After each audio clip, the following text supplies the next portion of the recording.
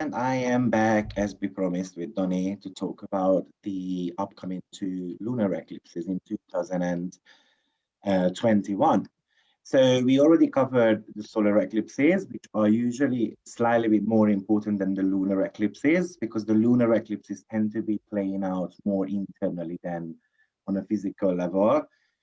And these two lunar eclipses actually are going to be extremely visible in India, East Asia, Australia, and the Pacific Ocean and America as well. So usually where the lunar eclipses are visible, that's when they tend to be a lot more um, prominent.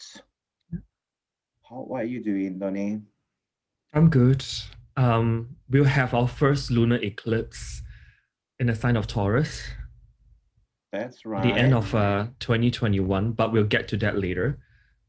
Predominantly, we are still talking about eclipses in the Gemini Sag axis as well, Yeah. and a lot of third and ninth house energies. It just got me thinking the other day that whether um, university entrances not only require quarantine papers like what we discussed earlier, but then certain nationalities or students might be actually barred from studying overseas as well. Yeah, we've got the South Node in the ninth house. So some of the ninth house themes need to be let go of, right? And that's, for instance, something to do with, again, education system, something to do with the universities. Ninth house in mundane astrology. So once again, the mundane means that we're talking about worldly events. It talks about foreign lands, high seas, religious affairs, the church, justice, lawyers, higher education. So there is a possibility here where people need to be able to study in their own countries. Yeah, there might be Yeah. some type of restrictions happening in the department.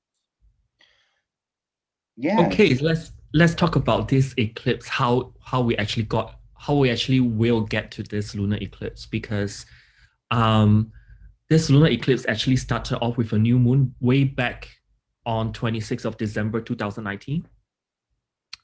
Uh slightly before the pandemic. yeah, And then we move into like a so-called progressed, like quarter moon phase where the sun squares the moon on 25th of August 2020. And then 9 months later, we get this lunar eclipse in the whole scheme of the picture.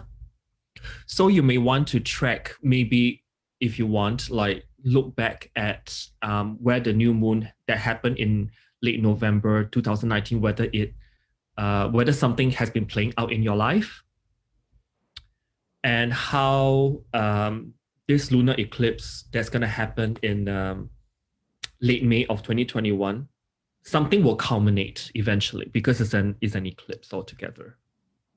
yeah. So each of the eclipses have got a culmination point sometime approximately about 18 months uh, later. So this is going to be a culmination point of something which might have started approximately 2 years ago.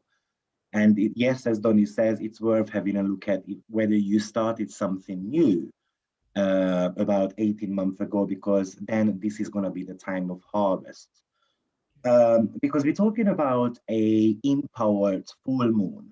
And we do need to know about full moons that typically, if we made the adjustments in our life and we lowered our expectations, then usually this is a good time. But if we didn't make any adjustments to our lives in the last 18 months, usually it can be a cosmic force.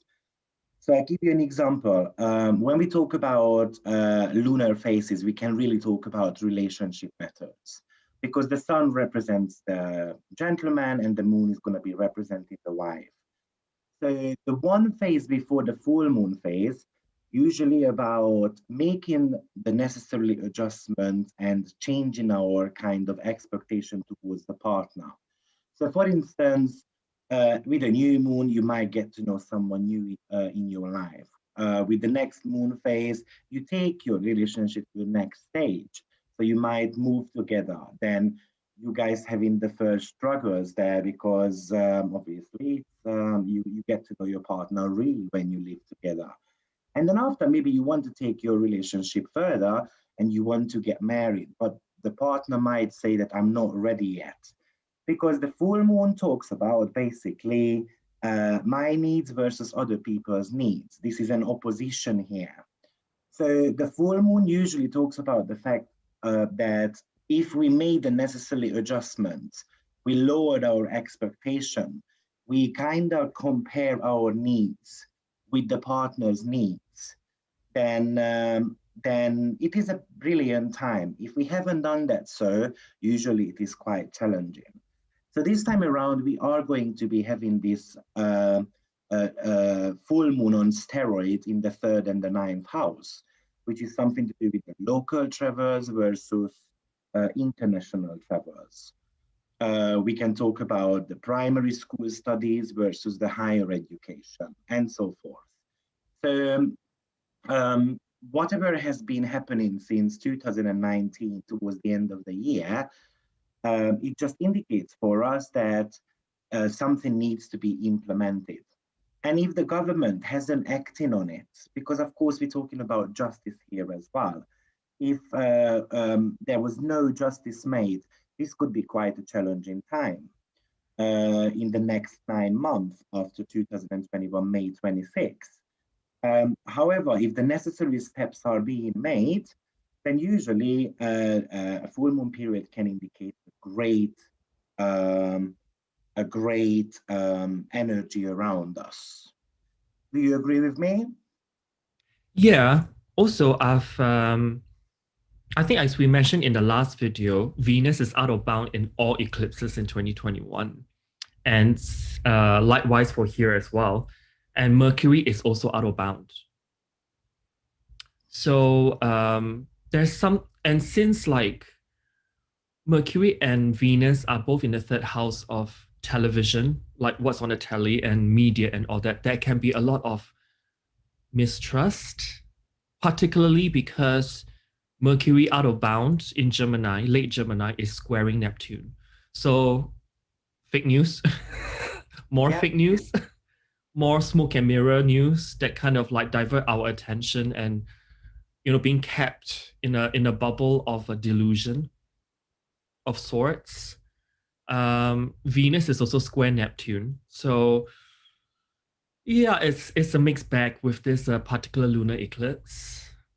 I've also checked out the fixed stars, the important fixed stars that's highlighted in this lunar eclipse, and particularly Mercury out of bound is parallel to fixed star Alcone, which is a Palladian fixed star. And this one can actually mean potentially many disappointments, loss of possessions, much loss from legal affairs, business failure, and trouble through children. I believe that maybe this loss, what you're kind of talking about, is actually going to be talking about some extreme weather conditions. And the reason why I would say that is because the 4th house in mundane astrology talks about the country's weather conditions. And we've got there quite a distressed Mars. Yep. Now, Mars is the aggression, the violence, the planet of war, engineering, armies, and so forth. So this could actually really indicate, because it's a water sign, so it's Cancer, it could indicate heavy rains or something to do with the tide or some type of extreme weather conditions. Also, when we talk about that Mercury out of bound that's parallel to fixed star Alcone, perhaps we are also struggling with the darker side of human nature as well. But I feel that this is kind of counteracted with the solar eclipse that we discussed in the last video. It's about sudden flashes of ideas that seem to have a psychic or unconscious flavor to them. Hunches, visions, prophetic dreams are the essence. A truly creative series of solar eclipses, which should leave the individual enriched. The ideas and hunches which come from this family of eclipses can be acted upon.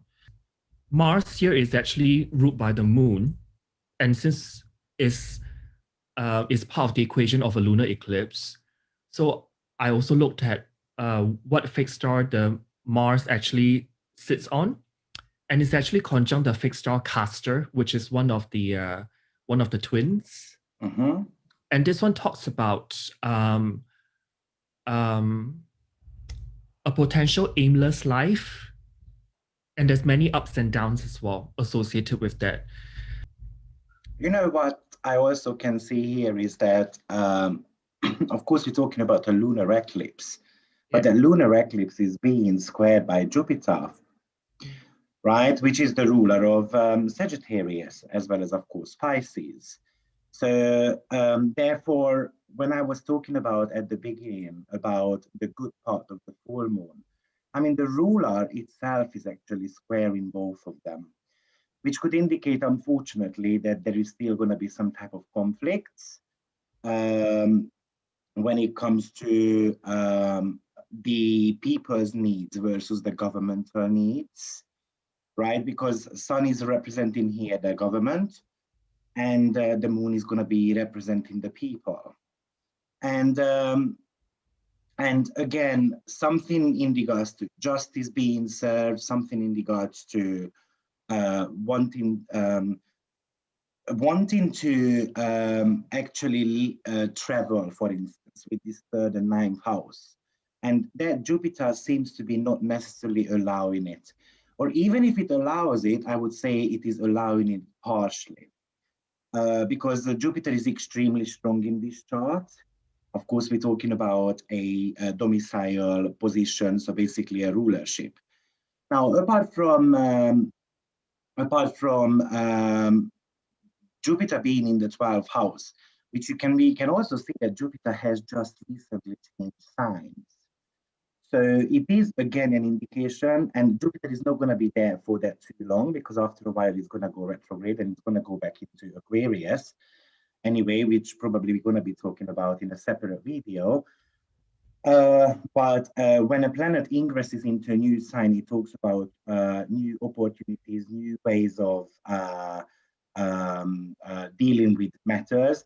So this Jupiter can indicate here that there is going to be a period of time when, for instance, the travel restrictions are going to be eased up. And there is going to be a time when unfortunately, it might go back to the old ways, let's call them now old ways. So with some type of restriction. Of course, it's restriction because we're talking about square. Now, because the Jupiter is placed in Pisces as well as in the 12th house, in mundane astrology, 12th house is going to be talking about something which is hidden. And the sun always wants to bring light onto certain matters. So I feel like it could also indicate that some governmental secrets are going to be coming into the limelight. And as Donnie said, there might be possibilities of plenty of fake news and plenty of truth as well behind, and it is going to be extremely confusing. I'm guessing no one is surprised here because that's what media is all about anyway. On top of that, the 12th house does talk about something to do with darkness, something to do with hospitals, prisons. So this could again indicate something to do with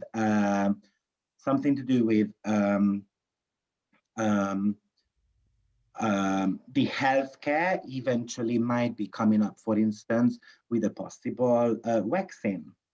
And I would be saying that the most probably that's going to be happening either 6 weeks before the eclipse or somewhere after the eclipse. So within that 2-month period, between April to June, it looks like they're going to be coming up with a vaccine. It is still a square to the human nature, which is the moon. So I feel like plenty of people will be reluctant to take it, though. Also, since we're talking about that Jupiter and Neptune in its own sign in the 12th house, 12th house is also about subversive ideologies of the established order and the sponsors of that subversion. So this can mean like secret or underground societies or parties that's involved. So it could be meddling through the news that we hear and see on our telly and radio and everything. Neptune squaring that Mercury and Venus in the third house. That's going to throw us off. But then I think that because this particular lunar eclipse will be followed 2 weeks later by a very creative and prophetic and hunch-filled solar eclipse, I think we can overcome this. But it's almost like there's this kind of like fighting against the fog kind of feeling. Absolutely. Because of that Mars conjunct fixed star Castor opposing Pluto, 4th and 10th house, government and the people. So people may be feeling very emotionally charged up because of that Mars. But that's in the background of that Venus out of bound, that's conjunct fixed star Capella, which can refer to values of society are being challenged and people are striving to be free of the restrictions that society impose on them. There could also be prominent people coming into place that stand for that goes outside of society's accepted boundaries, that show us that what is possible for the future. Full moon square Jupiter in Pisces, and to bring that utopia, Pisces, in and to ground it into a sustainable vision. There's something around that thing. Like, it's like, don't get me wrong, it's still gonna be pretty on the messy side. And Venus is also conjunct fixed star Bellatrix. So Venus is out of bound all throughout in the 2021 eclipses, so that can stand for divorce rate going up. Extreme financial situations. Because of financial constraints and all that, and you just don't see relationships pre-pandemic and while in the pandemic, you see relationships differently. There can be a lot of like unrestrained feelings that comes forth with Venus out of bound conjunct Bellatrix as well. And people may find themselves more open to engaging in alternative fields like light workers in order to gain some kind of answers or closure. And when Venus conjunct, and on top of that, it could indicate also some unexpected ways of spending our money. So we might be going overboard, or we really tie the belts. Yes, and not forgetting that the North Node is conjunct the fixed star Aldebaran, in which it reinforces that it's a time for strong leadership to step forth. That's right. I wouldn't be shocked if some women power kind of would take over. Yeah, when Venus is out of bound, actually, like part of what I've gathered here is that there can be some kind of female politicians or figure that may be rising up into prominence, and this one will be more of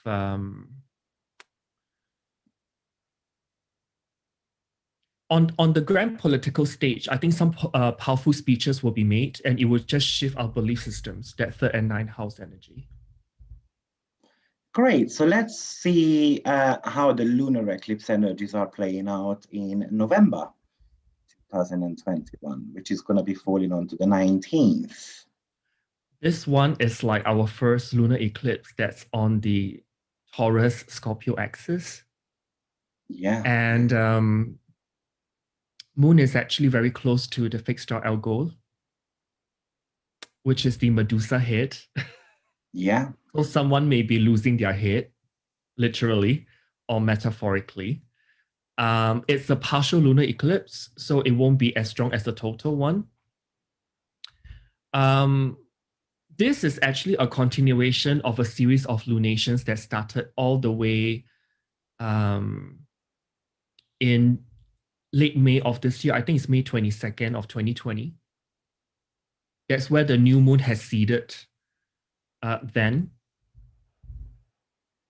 And 9 months later, it will be like a quarter moon phase, which is 19th of February of 2021. Then 9 months later, it created this partial lunar eclipse. So for people who are interested in this particular eclipse, and maybe something important has happened to them around mid-November of 2021, go back to late May of 2020 and see if something has started. Because this is like the combination point of what happened in May of 2020. For me, this is talking about the bank loans. This is talking about whether people are being able to pay their debts back to the banks. And I feel like plenty of people will struggle because of certain amount of debts. On top of that, we're talking about a second and an eighth house axis, which we said it's all about money, especially the eighth house, which is not ours. So I feel like some of the government are also going to be having issues with money. But on top of that, you know, as you mentioned, this Algol thing, and I'm going to make a video about separately about the elections as well. But this could really indicate to me that there could be some type of terror attack against the head of a state, which is the sun. So the sun represents basically the ruler of a country here. And that moon, which is conjunct in Algol, and as Donnie said, Algol is all about an unfortunate period of time. There is going to be a very powerful, most probably a woman as well, who might pass away. Of course, we're talking about here a moon, which is always a hierarchy figure as well, apart from just the common people. And this could really, really indicate that there is going to be a nation which is going to suffer because of a huge loss. And it's going to be affecting the world, at least a big part of the world. I think because like when the new moon equivalent of this lunar eclipse happened, it actually was conjunct the fixed star Alcone, which is a Palladian fixed star, also an unfortunate one. Yeah. And we can also see, again, Jupiter is playing a big role. Jupiter is still squaring the sun, squaring the moon, squaring Algol all together. And even when I look at that Pluto and Venus, which we said again, it's going to be out of bound, this is bringing some political uncertainty in some countries. Yeah. I know we've got plenty of countries. This is going to be a bigger country where the leadership is important on a worldly scale. Yeah. Do you have anything else to mention about this lunar eclipse? Yeah, the moon is conjunct Algol. Like in summary, it will be about violent death or extreme sickness. Perhaps someone prominent will be plagued with personal tragedies, be it one's own or one's people in the country, even. But it also talks about trying to stand for something with a very strong social conscience. It may also come up with that. But overall, it's an unfortunate fixed star, so it's a time for melancholy, sadness or loss of some sorts. Having said that, moon is actually parallel to the fixed star Arcturus, which can bring about like a healing quality with it. Like perhaps wanting to help people gain better lifestyles. And it's also a time of concern for those in need, the less fortunate, the the one that's forgotten or the dispossessed parts of society. Venus is also parallel to Antares, the fixed star. So we might feel that we need to make rash judgments over this lunar eclipse. And we may also find it difficult to socialize.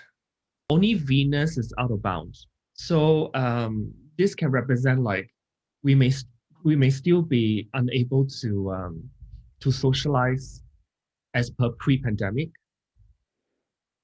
And also, I think with this Taurus Scorpio axis in the second and eighth house, ramifications of the stimulus packages that's been given to us in 2020, the full extent of the impact on the economy will be unfolded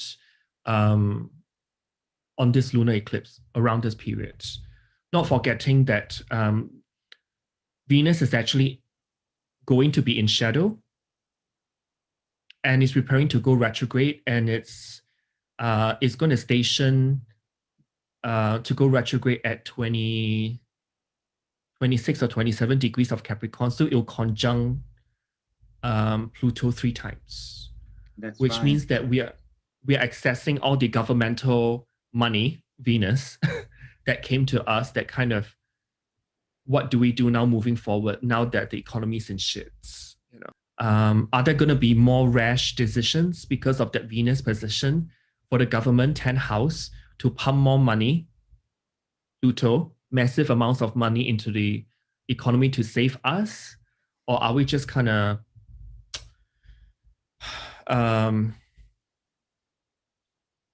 deal with it ourselves? I think with Pluto, some sextile towards the sun, as well as a trine towards the moon, I feel like they are going to be coming back with a plan, which would, in the following 18 months, it would work out quite greatly. Also, Venus also stands for women's rights. Yeah. So it's in the 10th house of government. So I wonder if there's like some prominent female figure that's going to enter the Congress, you know, or the government to really like serve as the equalizer. And it's in the sign of Capricorn, so she's got to be really tough to stand up to the boys. Yeah. Yeah. And also divine feminine as well. Yeah. I think we pretty much covered what the two lunar eclipses might be bringing us.